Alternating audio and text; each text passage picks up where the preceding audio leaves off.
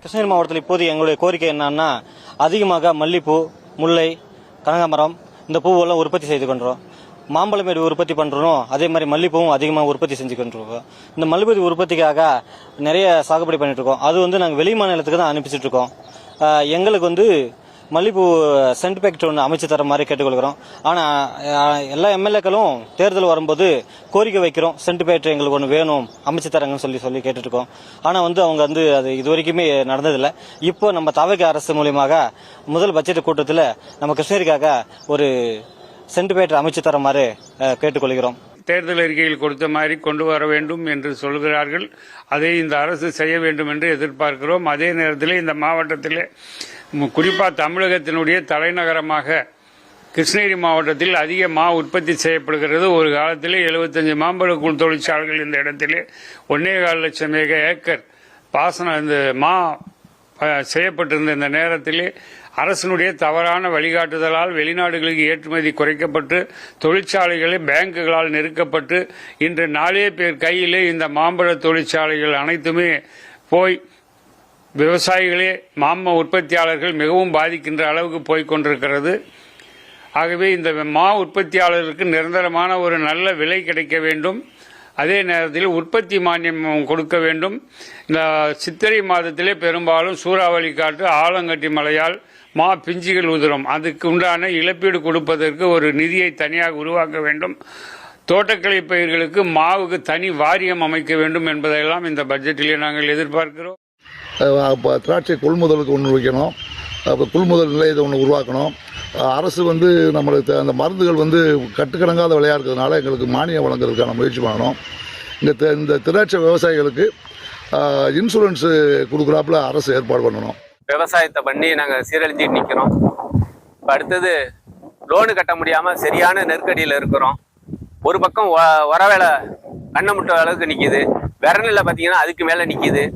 டீசலை பார்த்தீங்கன்னா அதுக்கு மேலே ஏறி போய் நிற்கிது. எதை எடுத்தாலும் விவசாய தலையில தான் எல்லாமே வந்து வெடிகிற மாரி ஒரு சூழ்நிலையில இருக்கு. எல்லாரும் செஞ்சது மாரி அந்த மண்ணையும் அந்த டானிக்கையும் அதை கொடுக்குறேன் இதை கொடுக்குறேன்னு சொல்லி எங்க தலையில கட்டாமல் விவசாயிக்கு பயனளிக்கிற அளவுக்கு இந்த வேளாண் பட்ஜெட் அமைஞ்சு எங்களுக்கு இந்த மாதிரி விவசாய கடனை தள்ளுபடி பண்ணாலே எங்களுக்கு போருமானது. வேற எதுவும் எங்களை நாங்க கேட்கல. யாதவே எத்தனை பேர் பயனடைகிறாங்க இந்த வேளாண் பட்ஜெட் பண்றது. இவங்க இவ்வளவு கஷ்டம்லாம் படைய வேண்டியில, ஒரு கஷ்டமும் பட வேண்டியில. நீங்க 100 அறிக்கை கொடுக்க வேண்டியில, 100 இதுக்கு தீட்ட வேண்டியில, ஒரே ஒரு அறிக்கை தான் விவசாய கடன் தள்ளுபடி. விவசாயிக்காக வாங்குற இதை அத்தனையும் பண்ணினாலே எல்லா விவசாயியும் பயனடைவாங்க. இப்படி செஞ்சாலே போருமானது. நீங்க விரநெல்ல கொடுக்க வேண்டாம், நீங்க இதை கொடுக்க வேண்டாம், புண்ணாக்க கொடுக்க வேண்டாம், எதுவுமே வேண்டியில. ஒரே தடவை விவசாய கடன் தள்ளுபடின்னு சொல்லணும். இது மொத்தமா விவசாயிக்கு இந்த பணத்தை நாங்க அக்கௌண்ட்ல போடுறோம். உண்மையான நிலம் வச்சிருக்கவனுக்கு இந்த பயனளிக்கணும் போட்டாலே விவசாயியோட இன்னைக்கு நிம்மதியான வாழ்க்கை வாழ்வாங்கிறதா விவசாயியோட கோரிக்கை. இந்த கடலூர் மாவட்டத்தை எடுத்துக்கு போனா பலாமரம் விவசாயம் தான் அதிகமாக செய்யப்படுறது இந்த பண்ருட்டி பகுதியில் தான். அந்த பலாகா வந்து ஒரு 2-3 மாசத்துல ஒரே மொத்தமாக விளையக்கூடிய பொருள் அது. அதை வந்து நாங்கள் பதப்படுத்தி வச்சிருந்து கொஞ்சம் ரேட்டு அதிகமாக விற்கிற மாதிரி செய்ய முடியல. ஒரே சீசன்ல காய் முத்தி போகுது. அதை வெட்டி எடுத்துன்னு போனா வியாபாரிங்க வாங்க மாட்டாங்க, காசு சேல்ஸ் ஆகல அப்படிங்கிறாங்க. அதை பதப்படுத்துற மாதிரியோ இல்லை அவங்க அந்த வியாபாரி அந்த காயை உடனே வாங்கிக்கிற மாதிரியோ இருந்தாக்கா கொஞ்சம் நல்லா இருக்கும். தண்ணி அதே மாதிரி பலாம் மரத்துல தண்ணி இல்லாத வேற காய்ச்சலா இருக்கு. கொஞ்சம் இந்த தடுப்பானையெல்லாம் கொஞ்சம் கட்டி கொஞ்சம் தண்ணி வசதியும் ஏற்படுத்தி கொடுக்கலாம். ரெண்டாவது இந்த பலாம் கண்ணு அது வந்து இந்த தோட்டக்கலை ஆபீஸ் இருக்கு, பண்ருட்டியில் இருக்குது, அதே நெய்வேலியில் இருக்குது. அந்த தோட்டக்கலை ஆஃபீஸ் எல்லாம் வந்து பலாங்கன்று வச்சுருக்காங்க. அது அவ்வளோவா நல்லா இல்லை, இருந்தாலும் காசு அதிகமாக கேட்குறாங்க. அதனால் வந்து அந்த பலாங்கண்ணையும் கொஞ்சம் அரசு சார்பில் கொஞ்சம் இலவசமாக நல்ல கண்ணாக உற்பத்தி பண்ணி கொடுத்தா இன்னும் கொஞ்சம் கண்ணெல்லாம் வைத்து இன்னும் கொஞ்சம் அந்த விவசாயத்தை அதிகப்படுத்துவோம். அதனால் வந்து இந்த பலாக்காயை வந்து கொஞ்சம் சேல்ஸ் பண்ணணும். அதை வீணாகாத ஆகிறதுக்கு பல வழி இருக்கு. அதை வந்து இப்போ இங்கே நாங்கள் வந்து அந்த காயை வந்து அந்த சீசனில் வந்து வியாபாரி வாங்க மாட்டுறாங்க, காய் விற்கல, வாங்க மாட்டுறாங்க ஒரே சீசனாக இருக்கிறதுனால. அதனால் அதை பதப்படுத்தி வச்சிருந்து கொஞ்சம் லேட்டாக விற்கிற மாதிரி இருக்கலாம். இப்போ இது நம்ம பிரிட்ஜில் வைக்கிற ஒரு பொருள் அந்த மாதிரி பலாக்காயை கொண்டு போய் குடோனில் வச்சிடலாம். ஒரு மாதம் ஜென்னு விற்றுக்கலாம் அப்படிங்கிற மாதிரி இருக்கணும். இல்லைன்னா அதை வியாபாரி வாங்கிக்கணும், உடனே வாங்கி அவங்க குடோனில் வச்சுக்கணும். நாங்கள் வெட்டி கொடுத்துருவோம். அந்த மாதிரி அதுக்கு இந்த பலா மரத்துக்கு இந்த பலா காய்க்கு கொஞ்சம் முக்கியத்துவம் கொடுத்தா நல்லா இருக்கும். தேர்தல் அறிக்கையில் சொன்னதுபடி நெல்லுக்கு குவிண்டால் ஒன்றுக்கு 3500 ரூபாயும், கரும்புக்கு 4500 ரூபாயும் வழங்கப்படும் என்று அறிவித்திருக்கின்றார்கள். உடனடியாக அதை இந்த தேர்தல் அறிக்கையில் நீங்கள் அறிவிக்கப்பட வேண்டும். அதில் இன்னொன்று என்னன்னு கேட்டால், விலையாக அறிவிக்க முடியாது. கரும்பு பொறுத்தவரையும் மாநில அரசின் சிறப்பு ஊக்கத்தொகையாக அந்த 4500 ரூபாய் நீங்கள் அறிவிக்க முடியும். அந்த 4500 ரூபாய் அறிவிக்கின்ற அந்த மாநில அரசின் சிறப்பு ஊக்கத்தொகை உடனடியாக அரசாணை, கடந்த காலங்களில் எங்களுக்கு அந்த பட்ஜெட்டை மாநில அரசின் சிறப்பு ஊக்கத்தொகையை அறிவிக்கும் போது அதுக்கு உடனடியாக அரசாணை வெளியிட்டு அக்டோபர் மாதத்திலே எல்லா விவசாயியும் கிடைக்கிறதுக்கான ஏற்பாடு செய்து முந்தைய அரசு எங்களுக்கு கொடுத்தாங்க.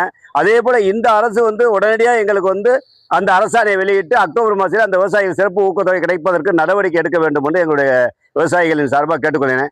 அதே போல் இன்னைக்கு பார்த்தீங்கன்னா விவசாயிகள் மெயினான கோரிக்கை எங்களுக்கு கடன் தள்ளுபடிங்க. அந்த கடன் தள்ளுபடியில் முழுமையாக தள்ள, நீங்கள் சிறு குறு விவசாயியை பார்க்காதீங்க. விவசாயினா எல்லாரும் விவசாயிகள் ராத்திரி பகலாக கஷ்டப்படுறா விவசாயி பூரா, ஏன் அதை பிரித்து பார்க்குறது? சிறு குறு விவசாயி இருக்கா இருந்தாலும் பார்க்காம அனைத்து விவசாயிகளுக்கும் முழுமையான கடனை தள்ளுபடி பண்ணுங்க. நெல் பயிருக்கும் கரும்புக்கும் அந்த மினிமம் சப்போர்ட் ப்ரைஸ்ன்னு சொல்லக்கூடிய ஆதார விலையை உயர்த்தி கொடுக்கணும். ஏற்கனவே பல முறை சொல்லியும் அந்த ஆதார விலை உயர்த்தப்படாமல் இருக்கிறதுனால விவசாயிகள் கடுமையாக பாதிச்சிருக்கிறாங்க. நெல்லுக்கு குறைஞ்சபட்சம் குவிண்டாலுக்கு 4000ம், கரும்புக்கு குறைஞ்சபட்சம் டன்னுக்கு 5000ம் உயர்த்தி கொடுக்கணும். அதே மாதிரி வாழைக்கும் மினிமம் சப்போர்ட் ப்ரைஸ் நிர்ணயம் பண்ணணும். ஒவ்வொரு வருஷமும் வாழை விவசாயிகளுக்கு கடுமையாக பாதிக்குது.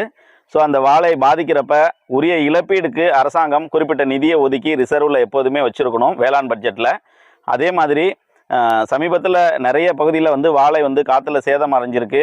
அதுக்கு விவசாயிகளால் முழுமையாக காப்பீடு பண்ண முடியல, அதுக்கான அவேர்னஸும் இல்லை. அதனால் இந்த காப்பீட்டுக்கான விழிப்புணர்வை முழுமையாக ஏற்படுத்தி வாழைக்கு முழுமையான காப்பீடை அரசாங்கமே செலுத்தும். இன்னைக்கு வேளாண்மையில் பயன்படுத்தக்கூடிய நிலங்களில் பயன்படுத்தக்கூடிய கயனிகளில் பயன்படுத்தக்கூடிய பவர் டில்லர், டிராக்டர், கலப்பை இயந்திரங்கள் ஒவ்வொரு பிர்கா வாரியாக இயந்திரங்கள் கிடைக்கிற மாதிரி ஏற்பாடு செய்யணும். ஒரு அறுவடை இயந்திரம்னாலும் சரி, இல்லை ஒரு நெல் நடக்கூடிய இயந்திரமாக இருந்தாலும் சரி, வைக்கோல் கட்டக்கூடிய இயந்திரமாலும் சரி, ரோட்டோவேட்டர், பவர் டில்லர் போன்ற இயற்கை, அதாவது வேளாண்மை இடுபொருள்கள் என்பது எளிய வகையில் கிடைக்கிற மாதிரி நமக்கு கிடைக்கணும். கடந்த ஆட்சியில் இதெல்லாம் கிடைப்பதற்கு ரொம்ப சிரமமாக ரொம்ப நீண்ட நாட்களாக நாங்கள் கோரிக்கை வைத்திருந்தோம். விவசாயிகள் வாங்கக்கூடிய கடன்களை முழுமையாக இந்த வேளாண்மை பட்ஜெட்டில் தமிழ்நாடு அரசு தள்ளுபடி பண்ணணும். விவசாயிகள் 3 மாதம் 6 மாதம் செய்யக்கூடிய விவசாய நெல் பயிர்களுக்கு இரவு பகல காத்திருந்து அது நகைய வச்சு போனால் கடன் தொல்லையால், கந்து வட்டி கொடுமையால் தனியார் நெல் கமிட்டி முதலாளிகளில் விவசாயி போய் மாட்டிக்கிறாங்க. அதனால் வாங்கக்கூடிய கடன்களை, தன்னுடைய வாழ்வாதாரத்தை பெறுவதற்கு கடன்களை தள்ளுபடி செய்யணும். திருமணி முத்தாறு எடுத்துக்கலாம். பார்த்தீங்கன்னா குப்பனூர், ஏற்காடு அடிவாரம் குப்பனூர் ஸ்டார்ட் ஆகுது. அந்த திருமணி முத்தாறு அங்கிருந்து வரும்போது நல்ல தூய்மையான நீராக வருது. இங்கே நகரத்துக்குள்ளே வரும்போது பார்த்தீங்கன்னா அதுக்கு சாக்கடை தண்ணியாக மாறிடுது. அதை நம்பி இருக்கிற 2000-3000 ஏக்கர் இருக்கிற விவசாயிகளாம் பெரிய பாதிப்படைகிறாங்க. அதை நம்பி இருக்கிற கால்நடைகள் பாதிப்படையுது. திருமணி முத்தாரை தூய்மைப்படுத்தணும். அதை பயன்பாட்டுக்கு, விவசாயிகள் பயன்பாட்டுக்கு கொண்டாடணும். அந்த விவசாய நிலங்களில் உள்ள கிணறு பூரா அதில் சாக்கடையாக மாறிட்டு வருது. இப்போ நீர் ஆதாரம் மிகவும் கம்மியாக இருக்குது சேலம் மாவட்டத்தில் பொறுத்த வரைக்கும். ஏன்னா இப்போ மேட்டூர் அணை எப்பயுமே திறக்காதனால எந்த வருஷமும் திறப்பாங்க, இந்த வருஷம் திறக்கல. தண்ணி திறக்காத பெரிய ஏமாற்றம்.